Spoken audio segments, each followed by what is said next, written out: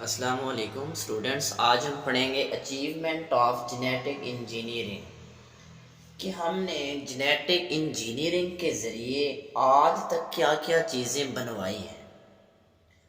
तो अचीवमेंट कहते हैं कामयाबियाँ, कि हमारी जेनेटिक इंजीनियरिंग से जो चीज़ें हमने बनवाई हैं या जो है जेनेटिक इंजीनियरिंग की कामयाबियाँ क्या हैं। अगर हम देखें तो पहली इंसुलिन की अगर हम बात करें तो इंसुलिन एक हार्मोन है। इंसुलिन एक हार्मोन है जो पेंक्रियाज बनाता है और ये हार्मोन शुगर लेवल को कम करने के लिए शुगर लेवल को कम करता है और जो है डायबिटीज़ के जो पेशेंट हैं वो इसको इस्तेमाल करते हैं। इसके बाद अगर हम ग्रोथ हार्मोन की बात करें तो 1977 में हम इस काबिल हो गए थे कि हम हार्मोन बनवाने के काबिल हो गए। इसी ग्रोथ हार्मोन का दूसरा नाम जो है वो सोमैटोट्रोफिन हार्मोन है। सोमैटोट्रोफिन हार्मोन।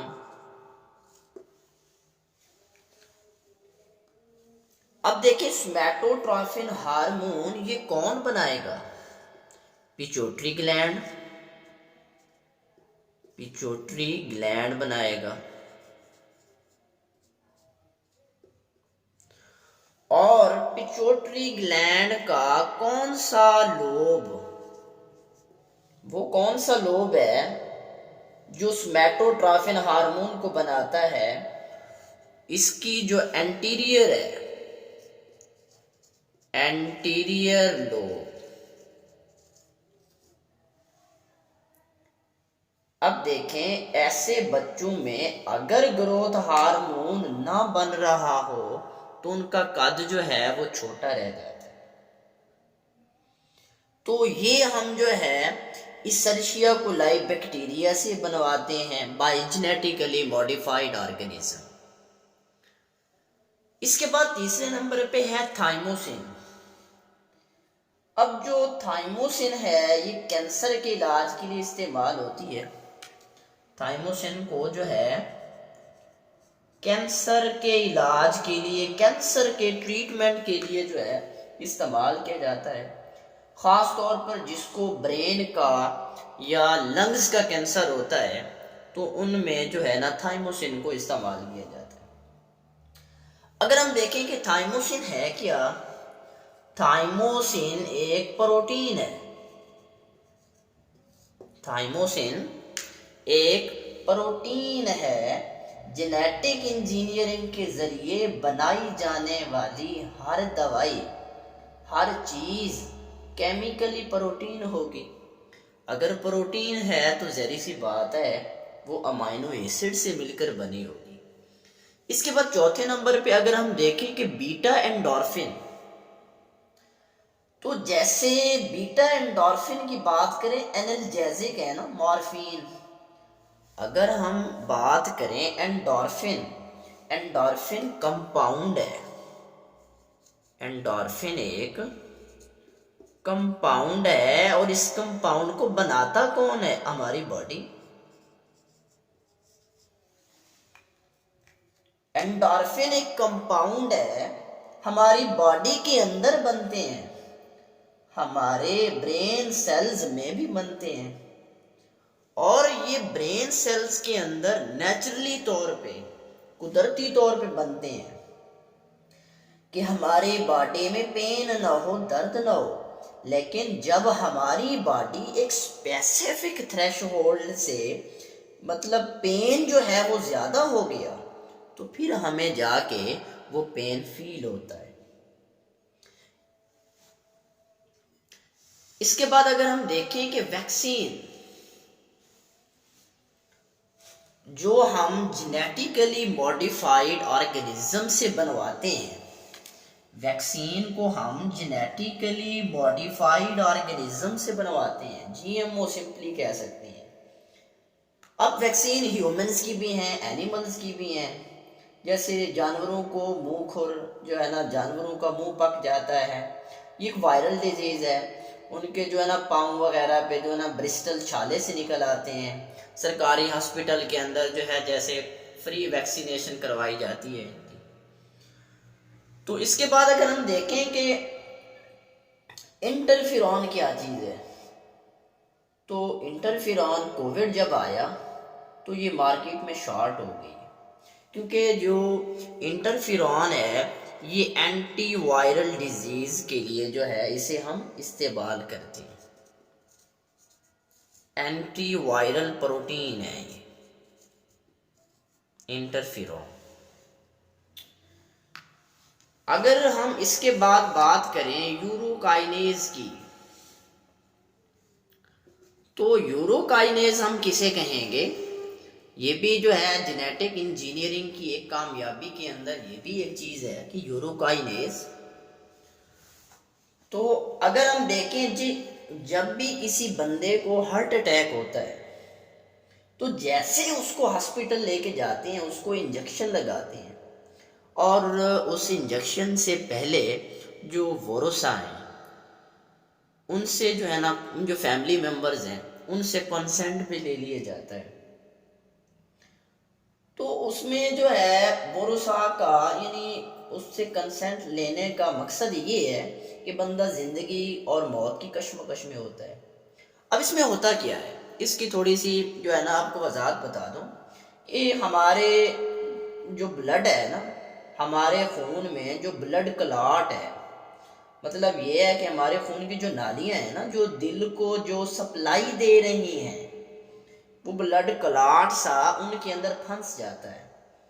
उस ब्लड क्लॉट को ख़त्म करने के लिए वो इंजेक्शन लगाते हैं, और उस इंजेक्शन में इंजाइम होता है, वो इंजाइम ब्लड क्लॉट को ख़त्म करता है। अब चांसेस होते हैं कि ब्लड क्लॉट डिज़ॉल्व भी हो सकता है। ब्लड क्लॉट डिज़ॉल्व होने की बजाय थोड़ा सा आगे भी शिफ्ट हो सकता है। थोड़ा सा कम हुआ तो वो ब्लड के फ्लो से आगे चला गया, किसी दूसरी नाली में जाके फंस गया, तब भी जो है खतरा होता है। तो इसके बाद अगर हम देखें, क्योंकि जब वो इंजेक्शन लगाते हैं ना तो थोड़ी देर के लिए पूरी बॉडी में जो है हलचल मच जाती है, क्योंकि बहुत ही इरिटेशन फील होती है जहाँ जहाँ से गुजर कर। जो जैसे अगर हम इसकी एग्जांपल लें ना, जैसे कोई चीज़ उबल रही हो, जैसे एसिड वगैरह को डाल दें और जो है ना जैसे उबल रहे होते हैं, तो ऐसी ही कंडीशन होती है उस वक्त पूरी बॉडी की। तो ये भी जो है यूरोकाइनेज हमने जेनेटिक इंजीनियरिंग की मदद से ये चीज़ें हासिल की हैं। इसके बाद अगर हम देखें कि हीमोफीलिया, ये ऐसे मरीज़ हैं इनका खून जमता नहीं। क्यों? क्योंकि हमारी बॉडी में खून को जमाने के लिए इनके पास वो क्लॉटिंग फैक्टर नहीं होते। देखिए, क्लॉटिंग फैक्टर जो है खून को जमाने के लिए, जब क्लॉटिंग फैक्टर होंगे तो खून जमेगा। तो हमारी बॉडी में तो खून को जमाने के लिए क्लॉटिंग फैक्टर होते हैं, लेकिन उन क्लॉटिंग फैक्टर के अंदर, मतलब जो हमारे जीन बनाते हैं ना, क्लॉटिंग फैक्टर कौन बनाएगा? उन क्लॉटिंग फैक्टर को हमारे जीन ही तो बनाते हैं।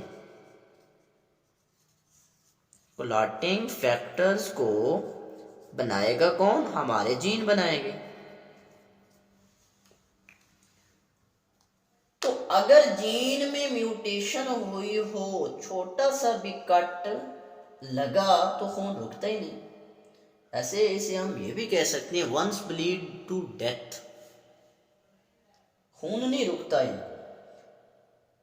अब जो है अगर हम देखेंगे इसका इलाज क्या, हम बोन मैरो की सेल्स लेते हैं या उस जगह के ब्लड क्लॉटिंग फैक्टर बनाते हैं, जीन वगैरह डालते हैं, तो उसका हम भी जो है ना ट्रीटमेंट कर सकते हैं। इसके बाद है थैलेसीमिया, सिकल सेल एनीमिया जो है, ये भी जो है जेनेटिक डिसऑर्डर हैं, ब्लड डिसऑर्डर हैं, खून की बीमारियां हैं, और इसका भी जो है ट्रीटमेंट किया जा सकता है जेनेटिक इंजीनियरिंग के थ्रू, यानी बोन मैरो ट्रांसप्लांट करके। इसके बाद नाइट्रोजन फिक्सिंग है, यानी जेनेटिक इंजीनियरिंग की मदद से, जैसे बायोटेक्नोलॉजी की मदद से, यानी ऐसे ऐसे पौधे आ रहे हैं। अब ऐसे पौधे हैं जो फिज़ा के अंदर मतलब जो नाइट्रोजन है उसको बराह रास्त फिक्स करने की उनके पास सलाहियत होगी। वैसे अगर हम देखें कि कोई चीज़ ऐसी नहीं है कि वो नाइट्रोजन को एज सच यूटिलाइज करने की सलाहियत रखती हो। जैसे प्लांट्स हैं, तो प्लांट्स भी नाइट्रोजन को पहले नाइट्रेट्स की शक्ल में कन्वर्ट करेंगे, देन जाके उसे यूज़ करेंगे। अगर हमें नाइट्रोजन चाहिए, हम कहाँ से लेंगे? हम प्लांट से लेंगे। तो इसी तरह ये सारी चीज़ें बायोटेक्नोलॉजी की वजह से जो है ये वजूद में आई।